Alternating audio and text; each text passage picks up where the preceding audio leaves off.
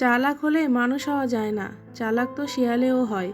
মানুষ হতে হলে তার মধ্যে মনুষ্যত্ব থাকা দরকার। সহজে পাইলে মানুষ হীরাকেও কয়লা পাবে। যদি সুযোগ দরজায় না আসে তবে নিজেই সুযোগ সৃষ্টি করো। সব কথার জবাব দিতে নেই, কিছু কথা সময়ের জন্য রেখে দিতে হয়।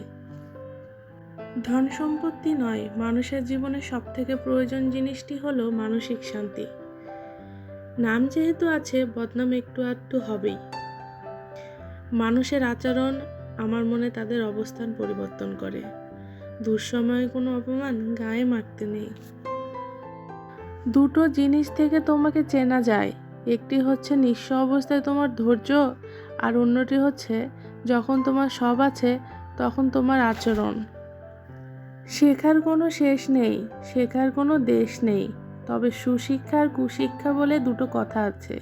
এর মধ্যে কুশিক্ষা অশিক্ষার চেয়েও খারাপ। সুশিক্ষা হলো সৎ চিন্তায় এবং অনুসরণে, কুশিক্ষা হলো কুচিন্তায় এবং অনুকরণে। বর্তমানে মানুষ এত সুন্দর করে মিথ্যা গুছিয়ে বলে, কোনটি সত্যি আর কোনটা মিথ্যা বোঝা বড়ই দায়। স্বার্থ শেষ হলেই মানুষের আসল চরিত্র প্রকাশ পায়।